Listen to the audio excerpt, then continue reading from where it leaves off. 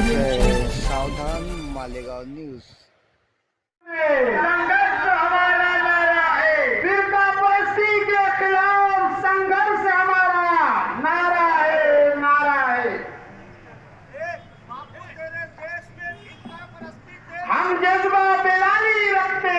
जो कुल जमाती तंजीम बनी है उन सब की नुमाइंदगी करते हुए यहाँ हाजिर हूँ और बात तो बहुत कुछ करना है।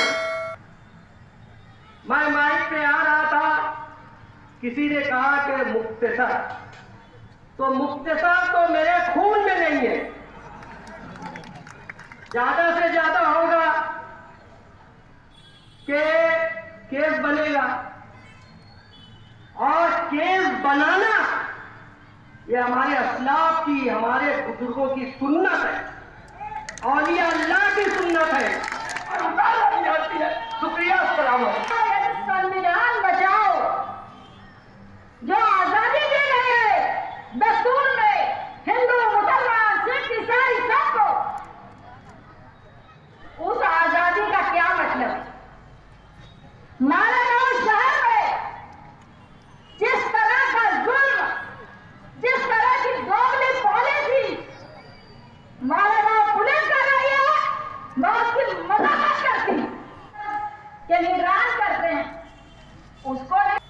क्या कमजोरी है मालेगांव शहर के लीडरशिप में? क्या कमजोरी है इस शहर के एमएलए की ताकत में, दबदबे में, सच्चाई में, अच्छाई में, कि कोई असर मालेगांव पुलिस पर नहीं है? मैंने इसी जगह खड़े होकर निहाल साहब की बरसी के दिन जब ये रिजवान सर के यहाँ पथराव हुआ था, फायरिंग हुई थी, मैं उस वक्त बोली थी, नाम बोला था मैंने कांग्रेस के लीडर का जो मरहूम हो गए उनको गिरफ्तार करो, नहीं तो मैं धरना दूंगी। तीसरे दिन गिरफ्तार किया गया था, अब वो मरहूम हो गए। लेकिन मैं बोलना ये चाहती हूँ कि आज ऐसा कौन सा तूफान आ गया है कि मालेगांव पुलिस दोगला सलूक कर रही है। सेंट्रल मालेगांव के साथ अलग, आउटर मालेगांव के साथ अलग। एमएसडी कॉलेज में जो कुछ हुआ वो एक तरबियती क्लास थी, मगर उसको मजहबी रंग दिया गया। मैंने अपने अदारियों में बहुत लिखा उसके बारे में, जो हमें आजवाज में छपते हैं, उसको रंग दिया। कमाल यह है कि शहर का पालक मंत्री एमएलए भी है, वजीर भी है, और वो बैठकर पुलिस के बीच में बता रहा है कि क्या लिखना चाहिए। अरे वाह रे वाह, शाबाश मालेगांव पुलिस, शाबाश तुम्हारी ये बुजदिली को कि तुम उसके बाद खुलकर लिख रहे हो, तुम जवाब पढ़कर बता रहे हो, तुम्हारे सामने प्रिंसिपल को डांटा जा रहा है और तुम सुन रहे हो। बड़ी हैरत की बात है, मैंने 22 मई को निहाल साहब के जन्मदिन पर बंबई के director general of police, Maharashtra के वजीर आला और मालेगांव शहर के ऑफिसरान को, अपनी पार्टी के वर्करों के हमरा एक मेमोरेंडम दिया और इसमें इस बात का जिक्र किया कि महाराष्ट्र में फसादात होंगे। उसके बाद फसादात हुए, खंजर वाले हैं, वरना फिर हम लोग भी खंजर वाले हैं। 4 मिसरे पढ़ता हूँ सलीम गढ़वाल साहब की जानिब से और मोहतरम मुस्तकीम डिग्नेटी साहब का इस्तेमाल करता हूँ कि खुशरंग गेसुओं को बिखर जाने दीजिए, कुछ और मेरे फन को निखर जाने दीजिए। खुशरंग गेसुओं को बिखर जाने दीजिए, कुछ और मेरे फन को निखर जाने दीजिए। तूफान का सिर्फ हम ही करेंगे मुकाबला, तूफान का सिर्फ हम ही करेंगे मुकाबला। कश्ती से बुज़दिलों को उतर जाने दीजिए। कश्ती से बुजदिलों को उतर जाने दीजिए। भरपूर तालियां बजाकर सब मिलजुल कर तालियां बजाए मुस्तकीम डिग्नेटी साहब का, हमारे कायद के इस्तेमाल में।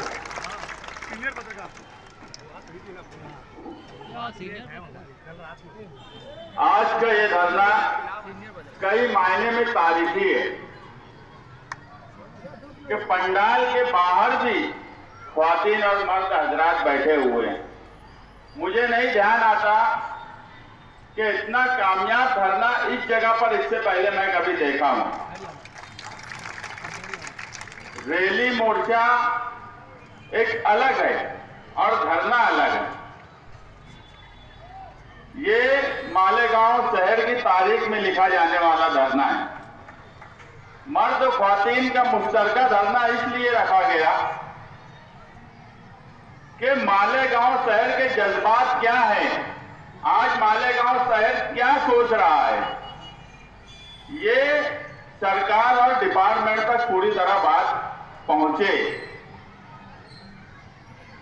इस शहर में जो हो रहा है अब ये किसी से छुपा नहीं है, ना मर्द हजरात से छुपा है, ना ख्वातीन से छुपा है। मगर ये हो क्यों रहा है और इस पर कोई कार्रवाई क्यों नहीं होती? हम हमेशा बोले कि कानून के दायरे में रहकर हम काम करते हैं, मगर जो लोग कानून के खिलाफ वर्जी कर रहे हैं उनके ऊपर कानूनी कार्रवाई क्यों नहीं हो रही है, यही इस धरने का मकसद है। और मैं पुलिस डिपार्टमेंट को बता दूं कि ये धरना हम सिंबॉलिक दे रहे हैं। जो गढ़ की यात्रा से शुरू होते हुए मिर्ची कॉलेज हिंदू आक्रोश मोर्चे तक बात आई, ये सिंबॉलिक धरना है। अगर अब भी फिरका परस्तों को रोका नहीं गया तो हमने इस बार तो गांधी के चरखे को हथियार बनाया, मगर गांधी लाठी लेकर भी चलते थे। मोर्चा लाठी के साथ निकलेगा अगर फिरका परस्तों को कंट्रोल नहीं किया गया, उन पर कार्रवाई नहीं की गई तो। जब तक कोई कुछ बोल नहीं रहा है, डिपार्टमेंट मुसलसल छूट देता जा रहा है, मुसलसल छूट देता जा रहा है। जबकि मैं ये मानता हूं कि तुम कानून के खिलाफ वर्जी करने वालों पर अगर कार्रवाई नहीं करेंगे, उनके हौसले बुलंद होंगे और आप रिकॉर्ड देखते चले जाओ, उनके हौसले बुलंद होते ही जा रहे हैं, मगर कोई कार्रवाई उन पर हो नहीं रही है।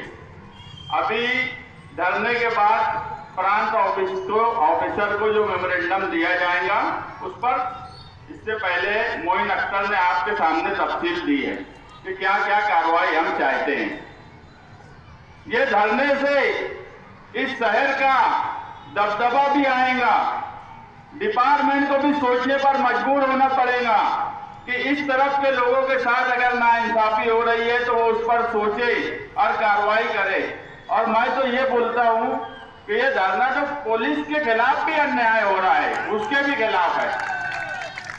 ये महाराष्ट्र भर में मैं कहीं नहीं देख रहा हूं कि कोई लीडर आता है, पुलिस के आला अधिकारियों को डांटता है, ऑन कैमरा बोलता है, पब्लिक में बोलता है।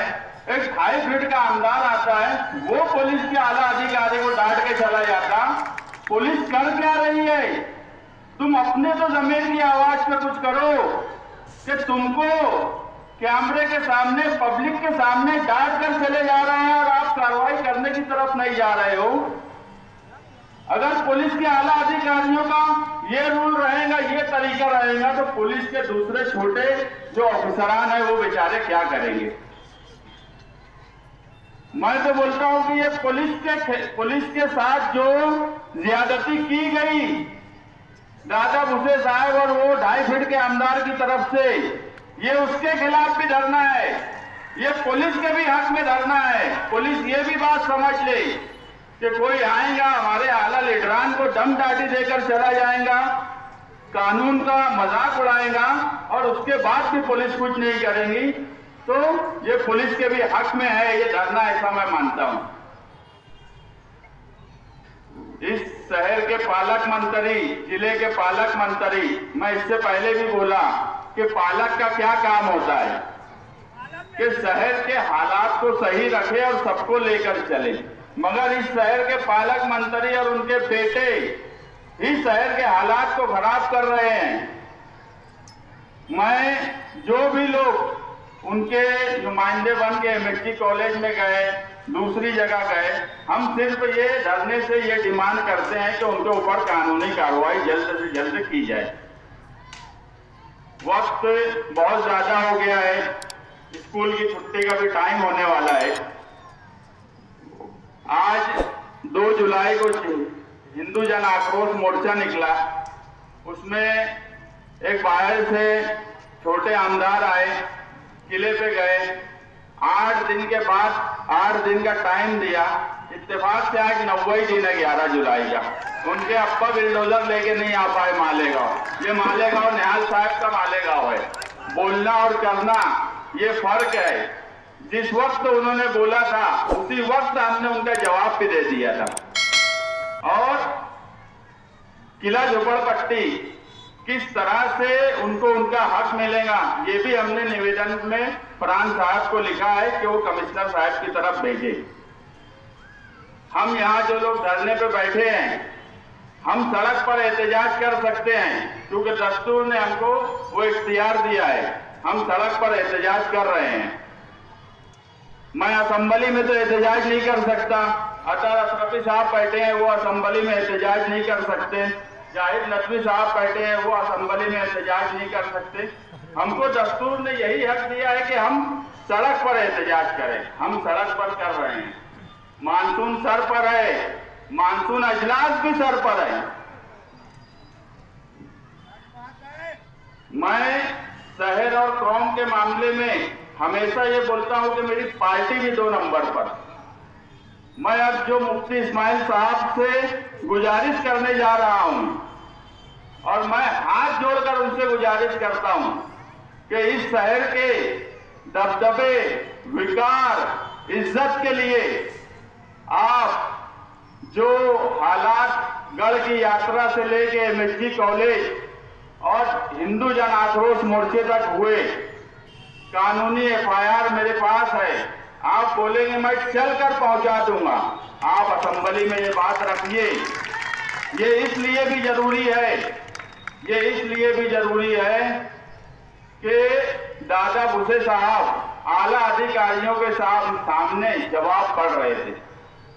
जवाब किसी का भी कानूनी तौर पर पढ़ा नहीं जा सकता, ये कानून के खिलाफ है। मैं ये नहीं बोल रहा कि आप उनके खिलाफ लड़िए, मगर जहां कानून बनता है वहां पर अगर कानून तोड़ा जा रहा है तो आप वहां बात रखिए। हमारे शहर की बदनामी एमएसजी कॉलेज के मामले में हुई क्योंकि एफआईआर जो लोग कैरियर गाइडेंस कर रहे थे उन पर हुआ। महाराष्ट्र भर के शहरों में ये बात गई कि धर्म परिवर्तन मालेगांव शहर में किया जा रहा है।